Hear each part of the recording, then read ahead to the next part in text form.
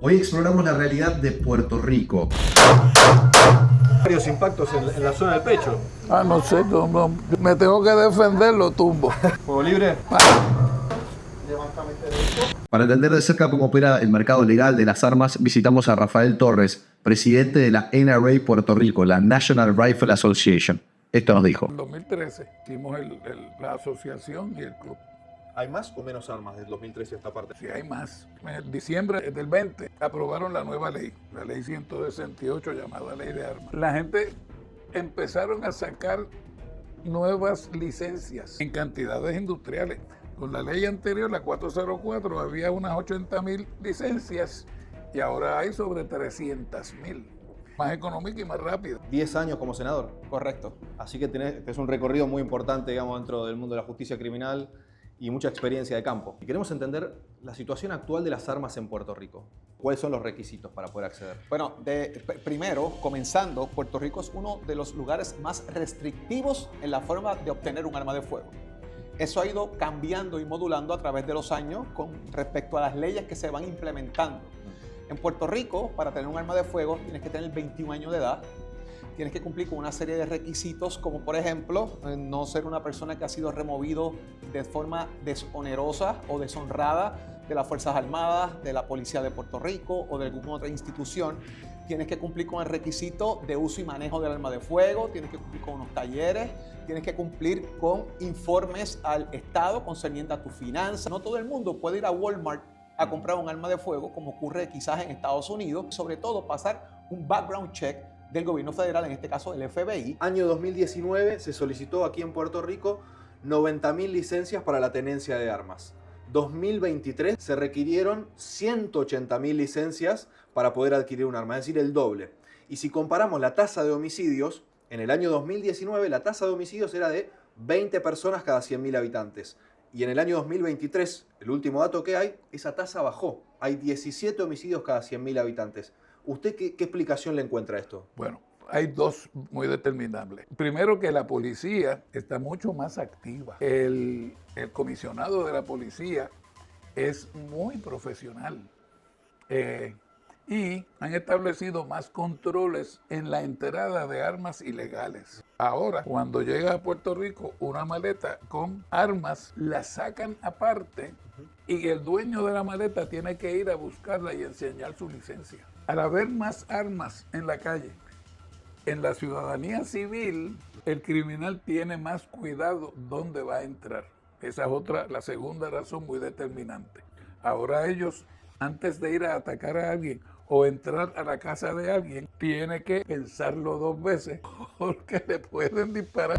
3 datos claves para tener en cuenta. Número 1. Según la policía de Puerto Rico, el 60% de las armas ilegales que llegan a la isla lo hacen por vía marítima. Número 2. Según el último dato estadístico al momento de grabar este video del año 2022, en ese año se secuestraron 2.500 armas ilegales. Esto es solo una pequeña fracción del vasto mercado negro. Número 3. La tasa de homicidios de Puerto Rico es una de las más altas de los Estados Unidos y sus territorios. Hoy, al momento de grabar este video, es de 17 homicidios cada 100,000 habitantes. Aunque vale la pena mencionar que esto afortunadamente ha ido decreciendo en los últimos años. Ahora mismo hay muchas armas en la calle legales. Por otro lado, hay más vigilancia electrónica. Las cámaras capturan los movimientos de todos. Una mujer que venga a través de violencia de género a la policía tiene una licencia expedita que le da un arma de fuego de la armería de la policía y tiene 90 días para legalizar esa licencia y que pueda tenerla entonces, pues, cumplir con los requisitos de 6 años, que es lo que se renueva la licencia en Puerto Rico. Cada 6 años hay que renovarla y eso requiere estar en tiro al blanco y en otros elementos adicionales, además del tema de la aportación. En Puerto Rico no se permite cargar un arma de fuego, portar un arma de fuego de manera ostentosa o visible. Solamente los agentes del orden público o personas relacionadas en su trabajo a esos fines pueden hacerlo. ¿Para estar al último momento de la moda o son para llevar un arma? ¿Para qué son? Para llevar un arma. Poner la mano, tiene el arma agarrada aquí. Y si tiene que dispararla de ahí dentro, pues mismo la dispara.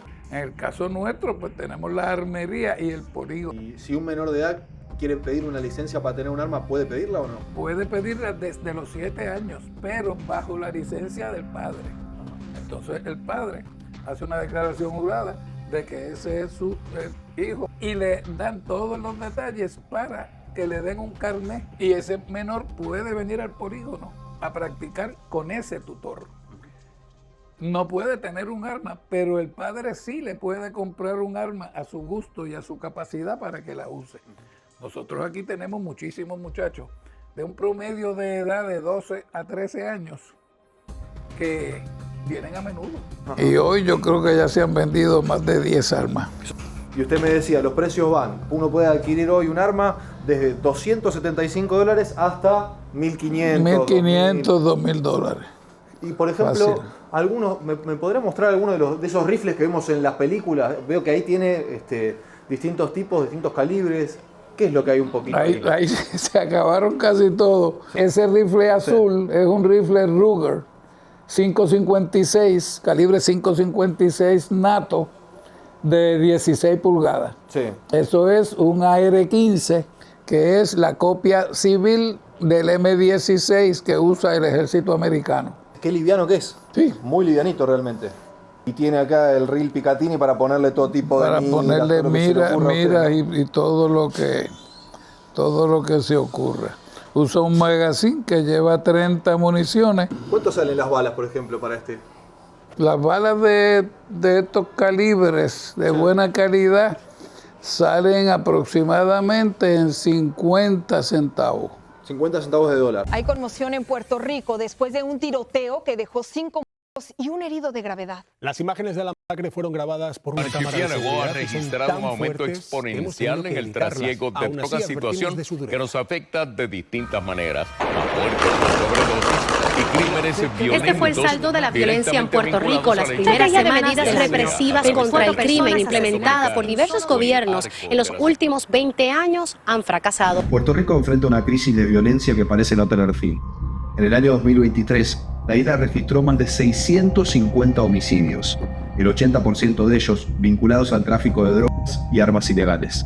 Esta problemática no solo afecta a las comunidades más vulnerables, sino que también está desbordando la capacidad del sistema judicial y de seguridad.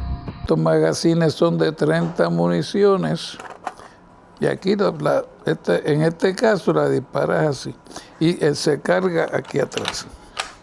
¿Calibre 22 sería esto? Calibre 22, viene calibre 22 y 22 Magnum.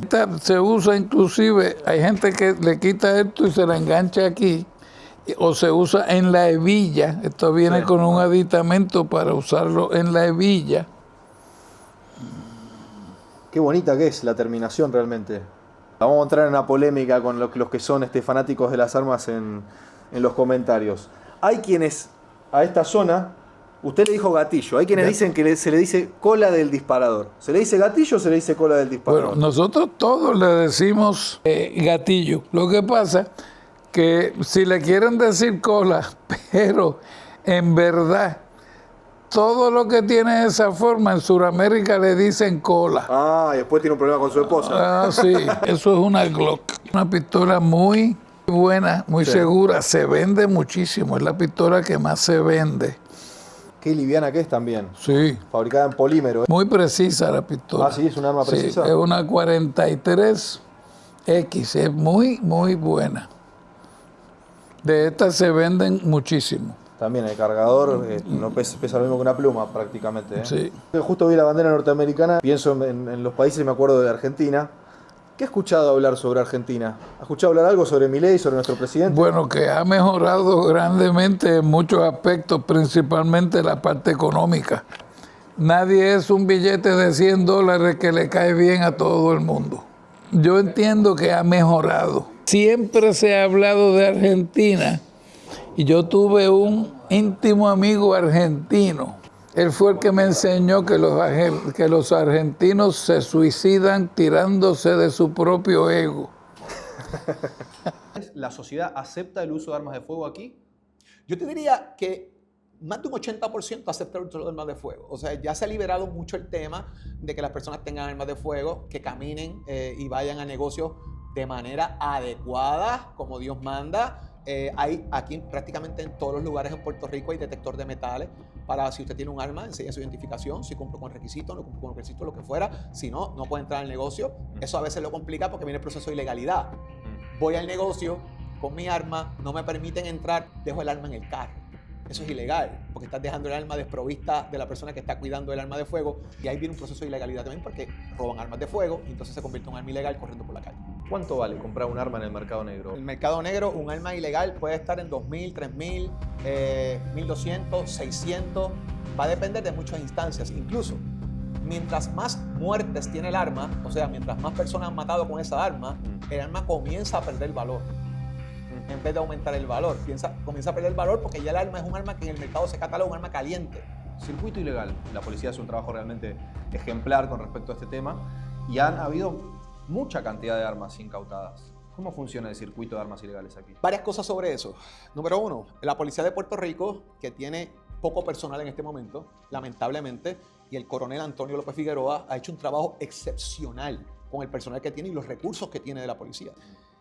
La policía ha hecho amnistías, colocan unas cajas en ciertos lugares, específicamente en estaciones de bomberos, donde la gente va y deposita un arma de fuego de manera anónima, don't ask, don't tell, salir del arma y empiezan a sacar armas ilegales de la calle. La disposición de esa arma, una vez llega a la policía, va a un área donde se almacenan las que son necesarias, las que están en evidencia por análisis forense, las tiene ciencias forenses, las devuelve a sus dueños, si no las devuelven, las funden, ¿verdad? Las deshacen. Y otro elemento que ocurría antes también es que se depositaban en el mar, en los lugares más profundos que tiene Puerto Rico. El arma ilegal en Puerto Rico llega de varias formas. Personas que roban, mutilan serie, sacan armas a la calle. Fabricación casera. En el centro de la isla hay gente que se dedica a fabricar armas con elementos plásticos. En Argentina, no sé, en el resto de los países de Latinoamérica, nosotros lo denominamos un arma tumbera, que básicamente consta, es un tubo y otro tubo donde se acciona la presión para que salga. Aquí incluso usan un poco de gas, le provocan gas para que el gas haga una combustión y la pistola suelte. Vivimos en una isla. Dos formas de entrar, o por agua o por cielo. Hoy me llamaba la atención la cantidad de avionetas que circulaban. Muchas. Yo puedo ir a Orlando, Florida, que en muchas instancias se le dice a Orlando el municipio número 79 de Puerto Rico. Usted va a cualquier megatienda, Outdoor World, Walmart, usted puede comprar cierta cantidad de armas de fuego y usted puede transportar en un avión notificándole a la línea aérea. Esta valija llega a Puerto Rico, la policía tiene que incautarla, lo que se registra esa arma y entre. ¿Con cuánta frecuencia eso ocurre? Esa es la primera gran pregunta que hay que hacerse. ¿Qué pasa con el correo privado? Decidí en la bocina del nuevo sistema que estoy utilizando para el computador colocar ahí el PIN. En otro elemento coloco parte del carril de la pistola. La envías desmontada. Y llega, abres cada cosa que compraste y montas tu arma de fuego. ¿Dónde vienen? ¿Cómo llegan las armas a las manos de los delincuentes? Básicamente todas las armas vienen de Estados Unidos, de los 48 estados, mayormente de Florida, Texas. Vienen o en mudanzas o en avión. Si vienen en mudanzas es porque nunca pusieron en efecto los rayos X a los furgones. Hay una compañía aquí que se encarga precisamente de hacer el análisis de los rayos X, de lo que ven en esos contenedores. Si esas máquinas se dañan, hay que hacerlo manual. Y si tienes un contenedor de 53 pies de largo, lleno de artículos, tienes que desmontar el contenedor completo y contar artículo por artículo para saber lo que viene ahí. Hago la cabeza, miro por encima, sí, ahí está todo, firma y vete. No podemos ser ingenuos, ¿verdad? En el elemento de cuando hay dinero envuelto, cuando hay personas involucradas en el tema del narcotráfico y del tráfico de armas, que hagan cualquier cosa porque hay mucho dinero en ese ambiente corriendo en las calles. Así que son elementos que están sobre el tapete que la policía trabaja. Ejecutorias de la policía que han sido muy efectivos. Son mucho menos los agentes, pero han sido mucho más efectivos. Llegaron a ser como 22.000, ahora hay 10.000 más o menos en la calle. 11.000 como muchos, pero son muy buenos. Tienen más recursos, tienen más controles, tienen más disciplina, tienen la ayuda del gobierno federal. En conjunto hay más control. Y eso es lo que ha hecho que baje la criminalidad. Y la criminalidad no es por la cantidad de armas, es por la cantidad de drogas. Que la droga sí llega por todas partes, de todas partes. De hecho, llega aquí para salir para Estados Unidos. La mayor parte de los crímenes y los asesinatos en Puerto Rico es por drogas. Puerto Rico es un hub. Puerto Rico es un punto de transbordo, ¿verdad? Y usualmente la gran mayoría del transbordo no es del norte hacia el sur, es del sur hacia el norte. Viene de Sudamérica hacia Estados Unidos. Estados Unidos sigue siendo el mayor consumidor de sustancias controladas, de droga, en cierta medida, en armas del sur hacia acá. Sí, viene mucha arma también de Sudamérica hacia Puerto Rico que se queda aquí para subir a Estados Unidos y utilizando el área de México. México hay mucha arma. Y a través de México también llegan hacia Puerto Rico armas porque hay un trasiego exacto de un cross entre armas y droga, no necesariamente con los Estados Unidos. Y eso es parte de las investigaciones que hace constantemente el FBI, de ese cross-link que existe entre armas y droga. Puerto Rico, de la cantidad de droga que entra, solamente se queda menos del 5%. El resto es para distribuirlo, porque volvemos, son un punto de transbordo. Y eso es importante por la posición geográfica que tiene Puerto Rico. Por eso es importante la posición geográfica de Puerto Rico para la Marina de los Estados Unidos, es importante igual para el narcotráfico. César, cuando disparas, la pistola vuelve a ser cargada. Pones en posición y ya. Cuando termina, la pistola se queda abierta. La sacas y la pistola está segura. Tuvo varios impactos en la zona del pecho. No sé, yo tiro a darle donde quiera. Como yo no apunto, le doy donde quiera. La cosa es que si me tengo que defender, lo tumbo. ¿Lo quieres hacer? ¿Cómo no? Sí, claro. Casi hacia atrás. La lucha contra el crimen. Bueno, vamos a probar entonces. Está muy bien. ¿Estamos bien? Sí, muy bien. No aprietes duro, solamente firme. Te queda otra. ¿Puedo apuntar a la cabeza, Rafa? Sí. Vamos a ver ahora, no sé si le embocamos o no. Sí. Para. Mira que tiraste a la cabeza.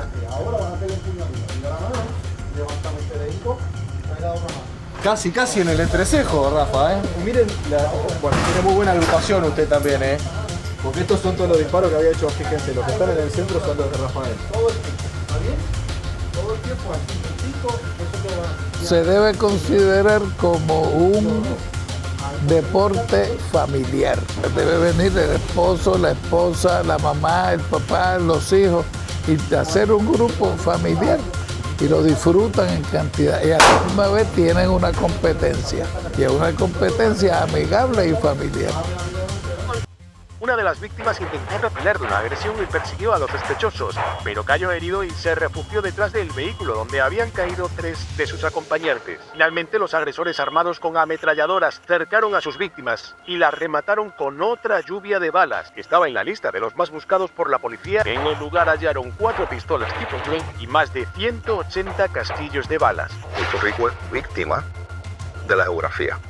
Puerto Rico es el puente preferido entre los principales productores, Colombia y Venezuela, y el mercado de consumo más grande, Estados Unidos. Que hay menos policías y menos recursos económicos del Estado. Hay una delincuencia de cuello blanco que es la que mantiene el sicariato, y si ellos atacan a los pobres, no atacando la verdadera raíz, nuestro país va a seguir perdido porque ahora mismo no hay policía para combatir tan alta incidencia criminal. Luego, el director del FBI en Puerto Rico reconoce que hay una crisis y que las agencias federales han fallado en la lucha contra el crimen. Narcotraficantes y vendedores de armas ilegales cada vez se ponen más creativos y buscan nuevas formas para poder ingresar a la isla, sus mercancías y desde allí poder saltar a distintas partes del mundo. Puerto Rico, naturalmente, por la zona geográfica que está ubicada en el mapa, es una isla que va a estar sometida a intentar ser blanco de narcotraficantes y vendedores de armas ilegales. Desde allí es muy fácil saltar a distintas partes del mundo. Y es por eso que es un punto estratégico clave para quienes están en estos negocios espurios. La policía, el gobierno y diversas organizaciones hacen todo lo posible para tratar de frenar a estos delincuentes y tratar de que la isla sea un mejor lugar para todos los puertorriqueños. Estamos dentro del cuartel general de la Policía de Puerto Rico. Un gusto, Sargento Prudencio Sánchez. Negociado de drogas y control del vicio y armas ilegales. Correcto. Un trabajo importante y difícil el que tiene por delante, ¿no? Tenemos mucho trabajo aquí en la Policía de Puerto Rico. Vamos a conocer de cerca y por adentro cómo es el trabajo de la policía aquí en Puerto Rico en todo lo que tiene que ver con drogas ilegales y con armas. ¿Qué es más habitual aquí? ¿Que el droga ingrese por barco o en avión? en las dos maneras. Las incautaciones más grandes que se ven pues van a ser a través de lo que es el agua, que es a través de barcos. A los que transportan droga los esperan en la ribera para descargar. ¿Cómo es el prevención diario que realizan ustedes? Tenemos intervención directa en los lugares de alta incidencia criminal. También se trabaja a través de investigaciones confidenciales, se trabaja a través de querellas que las personas nos dan, confidencias que las personas nos suministran. También tenemos la sección de asuntos confidenciales, que es lo que trabajaría con agentes encubiertos, ¿verdad? Tratando de infiltrarse en las organizaciones criminales. Imagino que su división aquí de la policía trabaja de forma estrecha con la división forense. Nosotros en las divisiones de droga realizamos lo que se llama una prueba de campo, que son unas pruebas preliminares para detectar si en realidad lo que se ocupa es droga. Pero luego de esto, para poder enjuiciar a la persona, en su fondo tiene que haber un análisis pericial de lo que es el Instituto de Ciencias Forenses, y en el caso de las armas de fuego también se lleva al Instituto de Ciencias Forenses primero para determinar que estas armas sean funcionales y también para investigar si han sido utilizadas en algún tipo de crimen en la calle. Estamos a 500 metros de una de las playas más exclusivas que hay en Puerto Rico. Estamos rumbo a uno de los lugares donde se concentran los usuarios de drogas. Lo primero que encontramos ya son los indicios de consumo de sustancias. Una de las bolsitas donde habitualmente allí lo que colocan es heroína en muchos casos. Vamos a ir ahora a ver si podemos hablar con ellos. Así que de a poco te estás tratando de rehabilitar. Sí, poquito a poquito. Es difícil, me imagino, ¿no? Es cuesta arriba. Es cuesta arriba. ¿Hay mucha droga aquí? Más que suficiente para acabar con el mundo entero. ¿Qué sustancias consumías? De todo un poco. Heroína, fentanilo, morfina. De todo un poco. He probado de todo un poco. ¿Y ahora hace cuánto que no consumís? Desde anoche. Estoy enfermo ahora mismo. Ajá. Y estoy loco por comer y no puedo, si no vomito y me cago encima. Esa es la realidad. O sea, No, yo vivo en la calle. ¿Hace cuánto tiempo, che? Hace como 6 o 8 años. 6 u 8 años, mucho tiempo, hermano. Sí. Pero hay gente buena que me ayuda, como usted. Ajá. ¿Y qué es lo más duro de tu situación, de vivir en la calle? Se mete duro. Uno no viene en cartón, eso es demasiado duro. Ajá. Uno tiene que estar un cómodo, un apartamento, un mate, uno Sí. puede dormir. Miren, justo le trajo comida a Sonia a ayudarla. Esto es algo que ya hemos visto en varias oportunidades, que hay gente de la comunidad que ayuda a quienes están pasando un momento difícil. Che, y veo que tenés muchas marcas. ¿Te cuesta encontrar las venas? Gracias a Dios esto no ha sido tan mi preferencia, Sí. pero sí lo llegué a hacer. Pero así es como empieza, así mismo es como empieza y se va viendo las cosas, se va empeorando. Cuando consumís, ¿te das cuenta si tienes fentanilo o lo que estás consumiendo? Hoy en día casi todo tiene fentanilo. Adulteradas con fentanilo, dosis letales de fentanilo que cabe en la punta de un lápiz. En laboratorios clandestinos, opio sintético más potente que la morfina y la heroína. ¿Cómo terminaste en situación de calle? Los vicios. Los vicios. Los vicios. La droga. Ajá. La droga le lleva días a hacer de todo y destruir tu vida. Sí. Yo tenía a mi esposa, un hijo y pues me destruyó todo y estoy en la calle. Me han dicho que incluso ahora le ponen fentanilo a la marihuana aquí. ¿Eso ocurre? Sí. A todos, hermanito, a todos. Es un tema realmente muy interesante el que estamos hablando sobre lo que sucede en Puerto Rico. Ahora, no es el único video que grabamos en Estados Unidos y sus estados asociados. Vas al perfil, te suscribís y tenés una lista que dice Estados Unidos. Ahí tenés todos los videos que grabamos en Estados Unidos. Pero ahora sigamos con este video. ¿Más o menos incautaciones de armas ilegales actualmente? Actualmente hay más incautaciones de armas. El problema ahora que tenemos también es que muchas de estas armas de fuego están siendo fabricadas en la misma isla. ¿Producías con esas impresoras 3D? Con eso? impresoras 3D, ¿verdad? Fabrican la mayoría de sus partes, las otras partes importan, ¿verdad? De algún otro país. Cuando alguien está imprimiendo una de estas armas, eso configura un delito. Sí, claro, porque no tienen una licencia como armero. En estos últimos años, ¿aumentó también la cantidad de incautaciones de fentanilo? Lamentablemente sí. El fentanilo en Puerto Rico se está viendo mezclado con todas las drogas. Hoy en día, ¿cuál es el monstruo más grande al que se está enfrentando actualmente la policía aquí en Puerto Rico? El fentanilo es uno de ellos porque no hay manera de que en una intervención nosotros podamos saber que estamos trabajando con lo que es el fentanilo. Porque podría estar mezclado con cualquier otra droga, puede ser un polvo, puede estar contaminado el lugar, usted no ve nada, tocarlo, puedes inhalarlo, eso se absorbe a través de la piel y si es una cantidad esté pura esa sustancia, pues tanto las personas que están en el lugar como el personal que está trabajando corren un riesgo de muerte. Ciudadanos y policías al borde de la muerte por un ligero contacto con fentanilo y que fueron rescatados con Narcan. ¿De dónde viene el fentanilo? Primero estaba llegando de China, puede venir de México, también de Colombia. A veces los jóvenes dicen, no, bueno, voy a fumar un cigarrillo marihuana, no pasa nada, es natural. Evidentemente no es tan natural. Te vende una marihuana que es bien fuerte, pero en realidad no es que es la marihuana, es que te la mezcle con fentanilo. Y es para tratar de atraer personas de que esa droga es bien fuerte, es buena, no buena porque le haga un bien, sino que para ellos que la usan pues entienden que es mejor, de una mejor calidad, pero en realidad es que está siendo mezclada con estas drogas. El problema con esta droga es que si la persona que la está preparando no sabe lo que está haciendo, unas milésimas de droga además, en el caso del fentanilo, puede ser la diferencia entre pasar un rato de alucinaciones a llegar a una caja de muerte. Un dato que me pareció muy importante que estaba revisando antes de venir a charlar aquí con usted es la relación que hay entre la cantidad de armas y la cantidad de homicidios. Si uno mira las estadísticas, en el año 2019 se pidieron permisos para tener armas, 90.000 personas requirieron un permiso para poder tener un arma. En ese momento la tasa de homicidios era de 20 personas cada 100.000 habitantes. Año 2023, 17 homicidios cada 100.000 habitantes, o sea, bajó la cantidad de homicidios.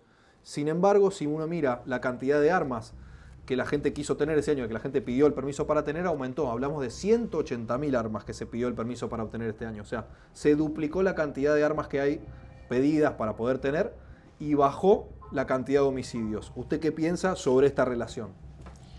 Pues mira, nosotros que estamos trabajando con esto directamente, puede ser un disuasivo, ¿verdad? El que las personas vean que ya muchas personas en la calle tienen armas tienen licencia para portar armas de una forma legal, ¿verdad? Entonces podría ser un disuasivo en que puedo pensar que si te voy a atacar, usted tenga un arma de fuego. Pero también tenemos el caso de que a veces muchos de estos homicidios han sido cometidos con armas de fuego legales, ¿verdad? O teníamos antes una división que se llamaba Chopor, el detección de disparos, donde cuando se intervenía con personas que estaban utilizando las armas de fuego con disparos al aire, muchas veces interveníamos con estas personas y eran personas que tenían armas de manera legal, pero lo estaban utilizando de forma ilegal. También tenemos personas que tienen licencias de armas ilegales y las alquilan al bajo mundo, ¿verdad? Para que sean utilizadas. O sea, tienen un arma legal y la alquilan. Y la alquilan o tienen varias armas y se las alquilan al bajo mundo. ¿Por cuánto se alquila un arma? Pues podrían ser $500, $1,000 por cada vez que la alquilan, ¿verdad? Entonces, o simplemente adquirían el arma de fuego de una forma legal, hacían una querella como que le habían hurtado el arma, cuando en realidad la habían vendido en el bajo mundo porque la vendían a un precio más alto. El gobierno de Puerto Rico no reconoce que hay una crisis de seguridad. En San Juan, Puerto Rico, la alta incidencia criminal siempre ha existido.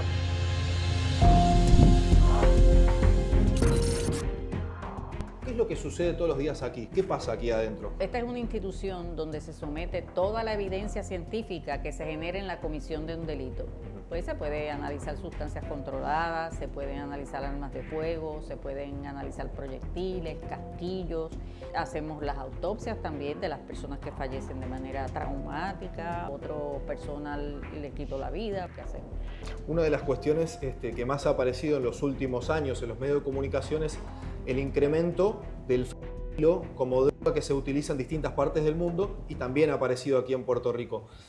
¿Qué me puede comentar sobre este tema? Desde el año 2020 hemos visto un incremento en la cantidad de muertes relacionadas al uso de fentanilo, excepto por el 2023, donde aparentemente ya comienza a bajar. ¿A qué se lo atribuye usted? Bueno, yo lo atribuyo a las campañas de prevención que han desarrollado las diferentes agencias del gobierno de Puerto Rico, como son el Departamento de Salud, la Administración contra la Adicción, AMSCA. Una de las cuestiones que mencionaba ayer el sargento Prudencio Sánchez, que charlábamos en el cuartel general, sobre el tema del fentanilo, es la peligrosidad también que reviste para los agentes que entran en contacto con la sustancia al momento de analizar o ver realmente de qué se trata. ¿Qué precauciones toman en ese caso? Todos los patólogos, peritos, ayudantes de patólogos que pueden entrar en contacto con la sustancia tienen todo el equipo de protección personal necesario, mascarillas, guantes. No solo en las drogas en las que habitualmente se estaba usando, sino que también, por ejemplo, en cannabis y en otras sustancias. ¿Qué me puede contar sobre esa situación? Es cierto, la encontramos nosotros, la detectamos mezclada con otras sustancias. Por ejemplo, la combinación fentanilo-cocaína es frecuente, la vemos mucho en las personas que fallecen a consecuencia de sobredosis. También la combinación fentanilo-cocaína-citacina, que es la anestesia del caballo. Que eso es ahora relativamente nuevo, ¿no? El uso de la citacina. Esa la estamos viendo desde hace como 2 años hasta acá. Ajá. Usted sabe que hace muy poquito tuve la posibilidad de viajar a Filadelfia, a la ciudad de Kensington, que es una de las ciudades que lamentablemente en los Estados Unidos más asediada está por el problema del narcotráfico y en particular por el fentanilo y la psilocibina. Es impresionante recorrer las calles y ver el estado en el que quedan las personas después de consumir. Es un tranquilizante para caballos. Desmantelan organizaciones criminales. Esa misión no se puede cumplir sin el análisis de los químicos. Las sustancias no son lo que parecen. Detectan drogas de diseño nuevas que están circulando en la calle. Todos los días, en la sala de autopsia, 3 y 4 personas que fallecen sobredosis es por causa mayormente de fentanilo. ¿Qué me puede contar de este último año sobre las incautaciones que han habido aquí en la isla de armas? Bueno, afortunadamente el instituto recibió una subvención federal de $700,000 para tratar desde el punto de vista científico el asunto de la incautación de armas ilegales y eso nos ha permitido contratar personal, adiestrar personal para que esos casquillos de las escenas de crimen puedan ser registrados en una base de datos nacional que se llama NIBIS. Sí. Y entonces de esa manera podemos saber si el arma de fuego que se utilizó en esa escena también fue utilizada en otras escenas y hacer esa correlación de inteligencia criminal entre esas escenas de diferentes hechos en que quizás en la escena reciente yo no sé quién fue el sospechoso, pero sí hay una idea de quién pudo haber sido en las otras escenas que está haciendo la correlación. Así que de esa manera nosotros entendemos que vamos a sacar de circulación muchas armas de fuego que se utilizan en la comisión de delitos. Se sabe que no es que cuando una persona va a cometer un acto delictivo usa un arma de fuego y el otro que comete otro acto delictivo usa otra arma de fuego. Generalmente es la misma arma de fuego que se utiliza para cometer los diferentes actos delictivos porque esas armas son propiedad de organizaciones y son las herramientas de trabajo de esas organizaciones. Así que entendemos que si sacamos las armas de circulación vamos a impactar el porcentaje de esclarecimiento de los delitos que se cometen con esas armas y vamos a evitar la reincidencia criminal. Qué interesante, pues también de esa forma empieza a haber una trazabilidad de dónde viene esa arma, dónde estuvo, ¿no? Por supuesto. Bueno, me vas a contar un poco el trabajo que estás haciendo y de qué es esta máquina, ¿no? Este es un microscopio de comparación virtual. Se está validando actualmente para poder llevar a cabo comparaciones microscópicas. En cada celda se puede colocar un casquillo.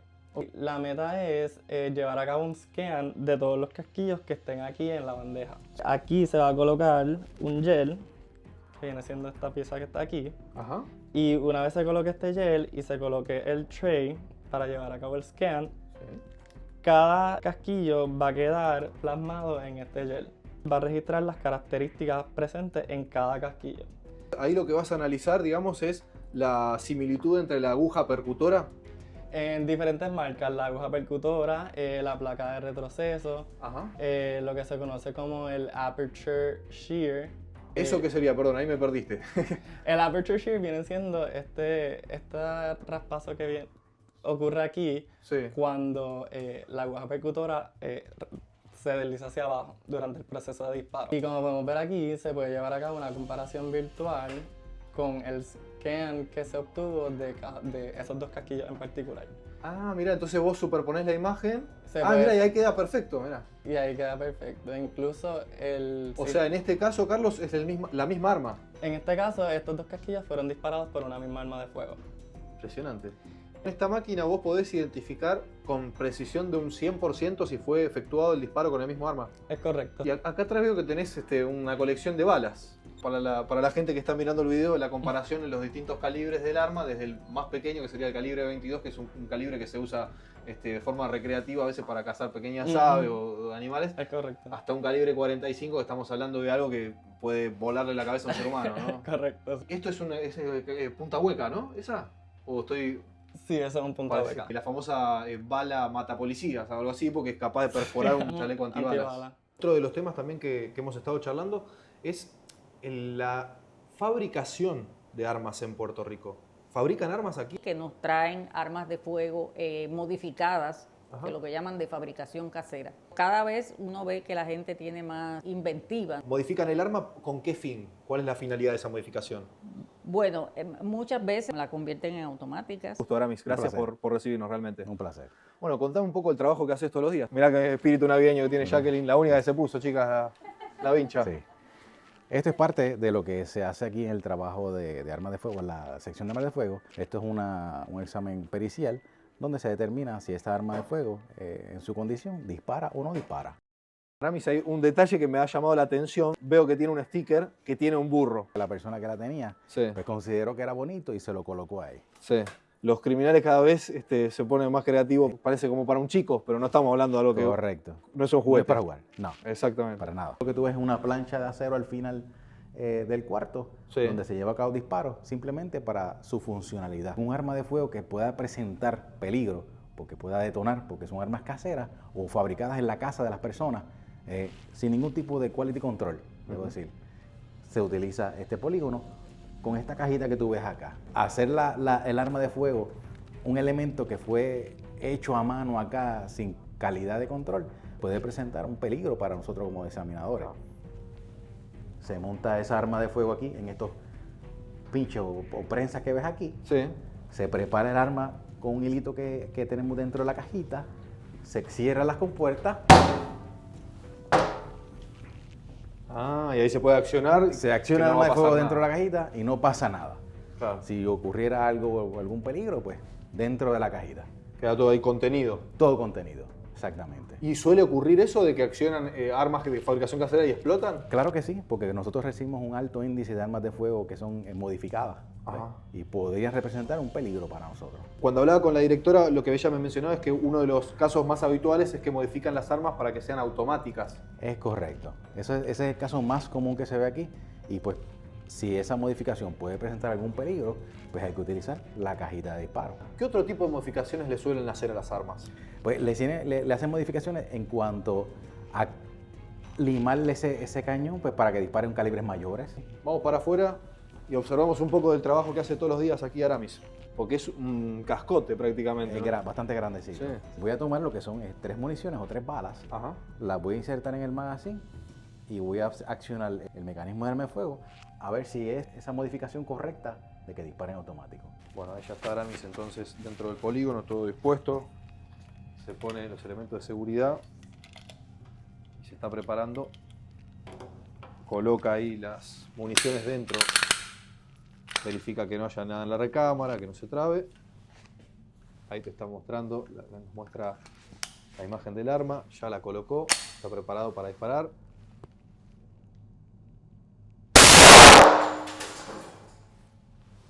Dispara en automático. ¿Salieron los 3 disparos? Los 3 disparos. Impresionante. O sea, en tiempo real aquí lo que estamos observando, uno escucha y parece como que hubo un solo disparo, pero en realidad fueron 3, porque decía recién Aramis que el arma está modificada. Esa es la modificación que mayormente se ve aquí en Puerto Rico, donde utilizan por casualidad, esta marca de arma de fuego, que es la Glock, la modifican pues para que haga ese tipo de funcionalidad en automático. Qué perjuicio importante, ¿no? Para el bienestar público de todos los ciudadanos, porque es correcto. Estamos hablando de algo que es una completa anomalía y es irregular y no está permitido y es una ilegalidad. Es correcto. En su trabajo que usted ha desarrollado en la morgue, ¿usted ve que ha aumentado la violencia? Bueno, los asesinatos en Puerto Rico están bajando, están disminuyendo consecutivamente en los últimos años. Cuénteme, ¿qué es esto que está acá atrás, este microscopio que tiene usted aquí? Bueno, aquí lo que hacemos los patólogos es mirar los tejidos de las personas que han fallecido, miramos los tejidos en el microscopio y obviamente hay cosas que cuando uno hace una autopsia a simple vista no se pueden apreciar y en el microscopio sí. Por ejemplo, la presencia de células inflamatorias. El microscopio y el examen de los tejidos complementa los hallazgos que uno hace que se llaman macroscópicos de la autopsia. O sea, lo que se ve a simple vista se complementa utilizando estas secciones. Este es el área de restauración. Ah, el área de restauración. ¿Y qué como restauraciones de números de serie o números o marcas de prueba de esas armas, ya que a veces se le mutilan su número serial o la marca o modelo. ¿Es un ácido que se le aplica? Es correcto, es correcto. Y a través de eso podés reconstituir el número de la serie. Se reconstituye para visualmente saber lo que tenía esa arma. Los delincuentes liman la numeración y piensan que con eso ya está, pero no era tan fácil. Pues se proceden esas armas a probar en esta caja de agua con el fin de obtener disparos de prueba. ¿Para qué disparos de prueba? Porque esos disparos de prueba no es solamente para determinar si el arma de fuego es capaz de disparar, sino que también esas armas de fuego, cuando expulsan el casquillo y ese proyectil que se detona por el cañón, pues se puede utilizar para una futura comparación microscópica. Cabe decir que esa arma de fuego se desconoce su procedencia y si tiene alguna vinculación con alguna actividad delictiva, que tenga que ver con un asesinato, alguna tentativa, etc. Y pues esos elementos pues pueden ser utilizados pues, para llevar una comparación microscópica, que es lo que te voy a presentar luego. ¿Vos te pones aquí con el arma? Es correcto. Vas a ver acá cómo crea una turbulencia. ¿Para qué la turbulencia? Pues para que ese proyectil reduzca su velocidad y puede obtener esos disparos de pruebas intactos, porque si no pues voy a tener disparos de prueba impactados y dañados, donde no puedo hacer la comparación. El compañero está llevando a cabo lo que es una comparación microscópica de casquillo de bala disparado, observando a través del microscopio de comparación, que son dos casquillos de bala disparado. Parece la imagen de uno solo, pero ella está viendo uno en el lado izquierdo y otro en el lado derecho. Puedes ver cómo se conecta ese patrón de identificación y formas lo que es uno solo. Y ambas fueron disparados por una misma arma de fuego. O sea que ahí coincide. Es correcto. Eso es una identificación. ¿Cómo son los pasos del momento en el que ingresa un cuerpo a la morgue? ¿Qué pasos se toman para el análisis y tratar de determinar cuál fue la causa de la muerte? Bueno, lo primero es que se abre un expediente, igual que cuando una persona ingresa a un hospital. El cuerpo se guarda para preservarlo adecuadamente en un espacio refrigerado y generalmente al otro día de llegar al instituto, el patólogo realiza la autopsia. Que puede ser una autopsia convencional, o sea, abrir el cadáver, hacer una disección de todos los órganos, o también puede ser lo que llamamos una autopsia virtual, que es una autopsia que se hace mediante el uso de un CT scan y nosotros le tomamos a los cadáveres CT scan de todo el cuerpo y podemos ver los daños que tienen esos órganos sin necesidad de abrir el cadáver. El pool de vísceras, ¿no? También muchas veces termina siendo fundamental para determinar si hubo, por ejemplo, algún consumo de sustancias, ¿no? Por supuesto, para saber si hay consumo de sustancias, pues entonces tomamos muestras del cadáver, como son la sangre, la orina del cadáver o el líquido que está en el globo ocular. Pero como les digo, como ahora está la modalidad de la autopsia virtual, donde no hay que abrir el cadáver, esas muestras las podemos tomar sin tener que abrir el cadáver, ¿verdad? Como cuando uno va al médico y le toman una muestra de sangre, igual nosotros lo hacemos, y le tomamos el CT, hacemos el análisis toxicológico y si tiene la presencia de sustancias, más los hallazgos que podemos interpretar, ¿verdad? Del CT scan, sabemos el diagnóstico. De indicio de evidencia, y después esa evidencia que ayuda finalmente a condenar a los criminales, y ese trabajo se hace aquí. El crimen han fracasado. Aquí tenemos la gorra oficial de la AFA con las 3 estrellas, vio, porque somos campeones del mundo ahora, vino la tercera, y aquí la camiseta conmemorativa que utilizaba Maradona. Me encanta, me encanta, sí.